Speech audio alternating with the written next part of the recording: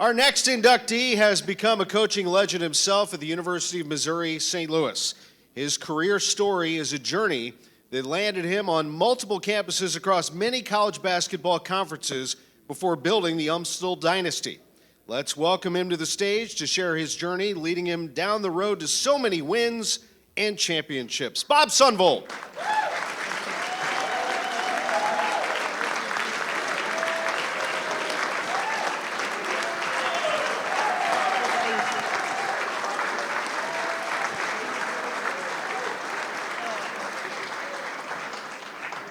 Well, what does this honor mean to Bob Sundvold?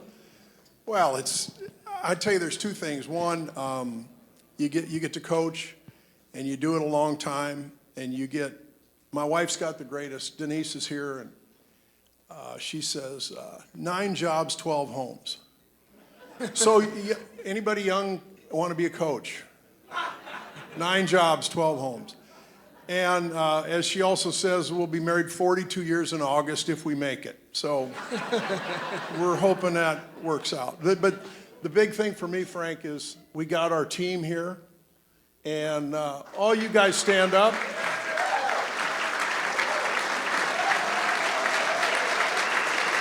And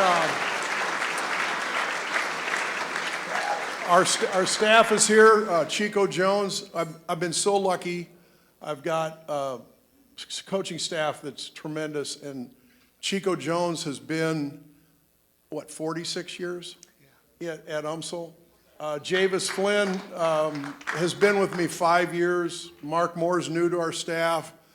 Dale Ribbles in the crowd worked for us for 3 years at UMSL, now the great coach at Westminster Christian. And we've had 3 other assistants that have gone on. They're working in Division I, and that's the answer for me as far as how things go.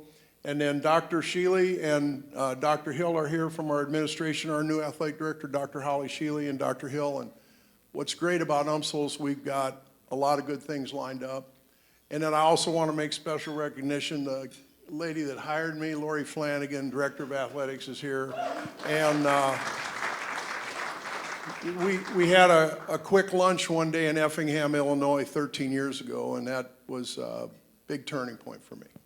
So explain this. You had success at almost all of your stops, but why at UMSL have you caught fire? And for the people who don't know it, he's been to 4 NCAA tournaments. In 5 of the last 7 seasons, he's won 20 games.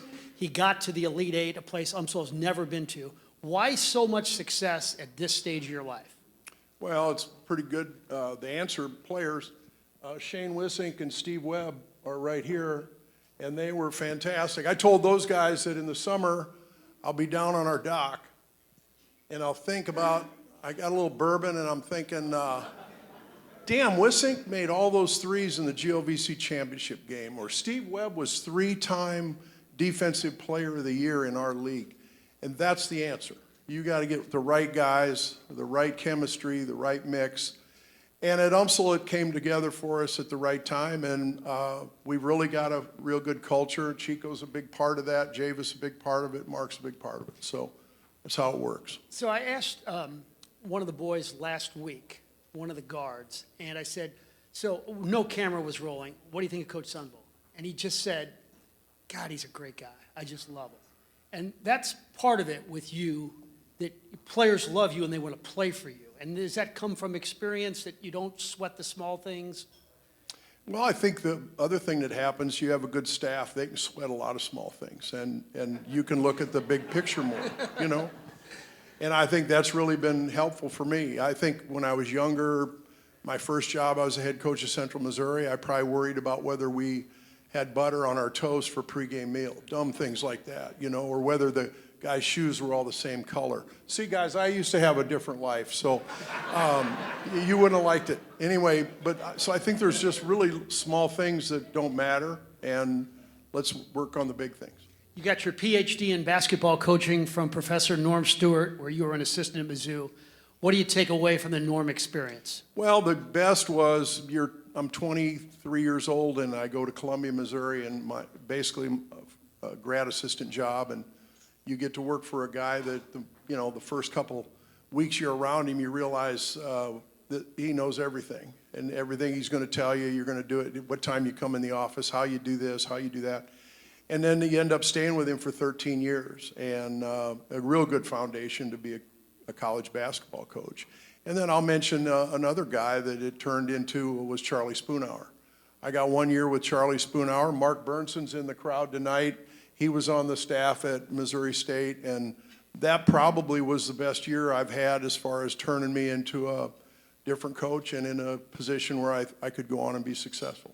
And your brother John is here. I want you to tell the story. You're playing basketball at South Dakota, really good player, and you kind of like your brother. Okay.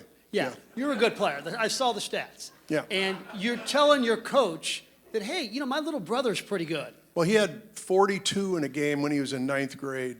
And I go back and I tell my college coach, I said, you know, I got a brother that he might be somebody you look at. And to this day, Gene Zalk will still talk, and he'll say, how about your evaluation of your brother? My God, you thought he was a Division II player. You know?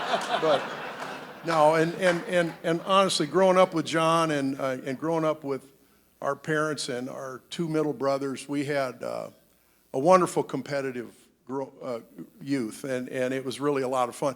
They don't realize it, well, they maybe do now, but John was the youngest, I'm the oldest, so it was always us 2 against the middle 2. They didn't realize we had that one cooked for them. Final thought. We hope you're at this for another 5 years. When you blow the whistle for the final time, what would you want somebody to say about your career? Oh, I don't know. I think the big thing that, you know, let's leave someplace better than we found it. And I will say this, when I got to UMSL, I think Steve Tapmeyer had been there before me, and there were a lot of good things in place, and obviously Lori, the AD, and we had a great train. I mean, we had things in place, so it wasn't like I was walking into something that didn't need a lot of fixing, but it was really, that's my thing. I hope that I can coach for as long as I want, and I can leave it in a position where the next guy really enjoys it. Ladies and gentlemen, Bob Sundvold. Thank you. I think you want to get a quick picture.